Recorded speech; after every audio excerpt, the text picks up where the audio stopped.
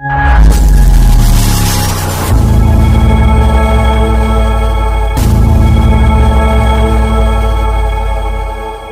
Snatching लूट जैसे 25 से अधिक मामलों में वांछित 2 अपराधियों को नाकाबंदी कर वलसाड पुलिस ने धर दबोचा। उत्तर प्रदेश वलसाड और दादरा नगर हवेली में 25 से ज्यादा चेन स्नैचिंग, डकैती, लूट और हत्या की वारदात करने वाले 2 कुख्यात आरोपियों को वलसाड पुलिस ने हाका कर पकड़ने में सफलता प्राप्त की है।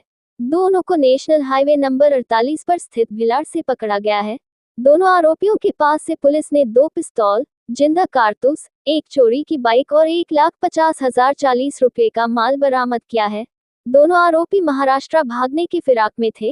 गिरफ्तार आरोपियों के नाम आत्मा राम गोविंद साहनी और मोहम्मद हनीफ उर्फ मुन्ना मोहम्मद इस्लाम अंसारी हैं। दोनों आरोपी उत्तर प्रदेश के निवासी हैं। इनके अन्य साथियों के नाम संदीप सुंदरलाल, भरत प्रसाद सरोज, सुनील यादव और दुर्गेश उर्फ देवो ब्रिजभान यादव है, जिन्हें पुलिस ने वांछित घोषित कर दिया है।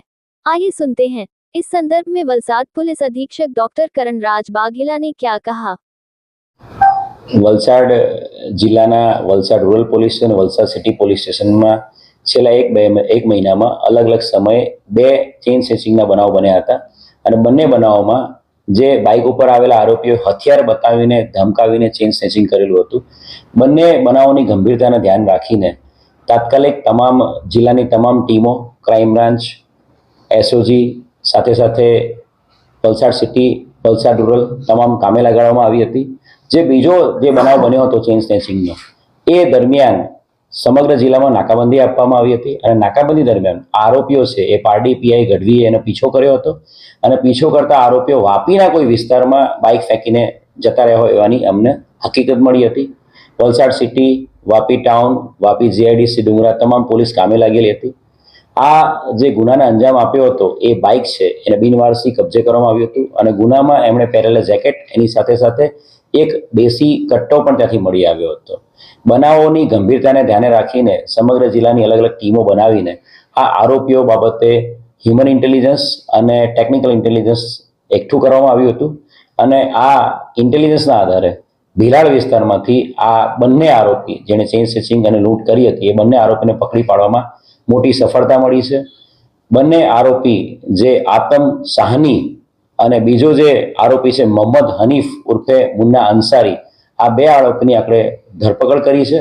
આ બંને આરોપીને પકડ્યા ત્યારે પણ એમની પાસે એક અન્ય બીજું હથિયાર દેશી કટ્ટો પકડી પાડવામાં આવ્યો છે અને બંને આરોપીઓની વિધિવત ધરપકડ કરવામાં આવી છે અને એમની જે વધુ પૂછપરછ કરી છે એની અંદર જે આ બંને આરોપીઓ છે એમના દ્વારા આ 2 જે ચેઇન સ્નેચિંગ લૂંટ કરી છે એની અંદર 2 બાઇક ચોરી કરીને આ લૂંટને અંજામ આપવામાં આવ્યો હતો। સાથે સાથે આ ચેઇન સ્નેચિંગ લૂંટ કરવા માટે એમણે હથિયારો પણ એમના જે મિત્ર છે સંદીપ, સાથે સાથે સુनील અને ત્રીજો દુર્ગેશ, આ 3ની મદદથી હથિયારો પણ ઉત્તર પ્રદેશથી મંગાવેલા હતા।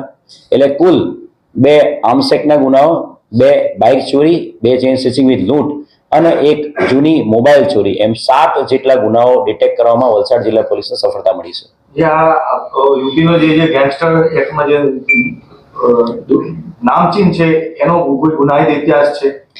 આ આતમ રામ ગોવિંદ સાહની છે, આતમ સાહની એ ઉત્તર પ્રદેશનો નામચીન ગેંગસ્ટર છે। ગોરખપુર અને આસપાસના બસ્તી અને ગોરખપુર આ જિલ્લાઓમાં એની ગેંગ ઓપરેટ કરે છે અને એની વિરુદ્ધમાં ગેંગસ્ટર એક્ટ સહિત 25 જેટલા ધાડ, ગરફોડ, લૂંટ, આર્મ્સ એક્ટના ગુનાઓ, અટેમ્પ્ટ ટુ મર્ડરના ગુનાઓ દાખલ થયેલા છે। મોહમ્મદ હનીફ ઉર્ફે મુન્ના છે એની વિરુદ્ધમાં પણ 15થી વધુ વલસાડ જિલ્લાના અલગ અલગ પોલીસમાં ગુનાઓ દાખલ થયેલા છે। આ આરોપીઓ સંદીપ જે પકડવાનો બાકી છે એ મુન્નો અને આતમ સાહની આ લોકો ઉત્તર પ્રદેશની બસ્તીની જેલમાં સાથે હતા અને મુન્ના અને સંદીપના કહેવાથી આ ગેંગસ્ટર જે આતમ છે એ એનો કોઈ વલસાડનો કોઈ ગુનાહિત ઇતિહાસ નથી। એટલે વલસાડ જિલ્લામાં ઓપરેટ કરવા માટે લોકોએ શરૂઆત કરી હતી અને વલસાડ જિલ્લા પોલીસની સક્રિયતા અને ગુજરાત પોલીસની સક્રિયતાના કારણે આ 2 ચેઇન સ્નેચિંગ કર્યા બાદ તરત જ આ આરોપીને પકડી પાડવામાં સફળતા મળી છે। આ લોકો ગુનો કરતા પહેલા રેકી કરતા કે કઈ રીતે ગુનો? જે આરોપીઓ છે એ લોકો સૌથી પહેલા એમણે હથિયાર ઉત્તર પ્રદેશથી મંગાવ્યા હતા, 2 દેશી કટ્ટા 4 રાઉન્ડ સાથે મંગાવેલા હતા। ત્યારબાદ એમણે જે એમનો મિત્ર છે દુર્ગેશ એની રિક્ષાનો ઉપયોગ કરીને બાઇકો આઈડેન્ટિફાઈ કરતા હતા। સૌથી પહેલા એ લોકો બાઇક ચોરી કરતા હતા લોકોનું, અને પછી એ ચોરીનું બાઇક છે એ અવારું જગ્યા પર મૂકી દેતા હતા. અને સાંજના સમયે 7 થી 8 વાગ્યાના સમયે લગ્નનો સિઝન પણ છે એટલે મોટાભાગની જગ્યાઓ ઉપર લગ્નના સિઝનમાં લોકો હાર અને ચેઇન એવું પહેરી નીકળતા હોય છે, એટલે એવા વિસ્તારો ટાર્ગેટ કરતા હતા. અને એટલે જ એમણે વલસાડ સિટી અને રૂરલનો એરિયામાં જ્યાં મહિલાઓ કે પુરુષો જે ચેઇન પહેરીને જતા હોય એવાને ટાર્ગેટ કર્યા હતા. આ આરોપીઓની જે વધુ પૂછપરછ કરતા 7 ગુનાની ઉપરાંત પણ આરોપીઓ દ્વારા વલસાડના વાપી, ડુંગરા, સાથે સાથે દમણ અને દાદરાનગર હવેલી અને સેલવાસ એ વિસ્તારમાં મોબાઈલ સ્નેચિંગ કર્યાની પણ હકીકતો હાલ મળી રહી છે. એમણે જે મોબાઈલ સ્નેચિંગ કરેલા હતા એવા 30 થી વધુ મોબાઈલો સંદીપના ઘરમાંથી મળેલા છે આરોપીને, અને એમાં અલગ અલગ જે ફરિયાદીઓ છે એમને શોધી કાઢવામાં આવી રહ્યા છે અને એમાં વધુ ગુનાઓ દાખલ પણ કરવામાં આવશે.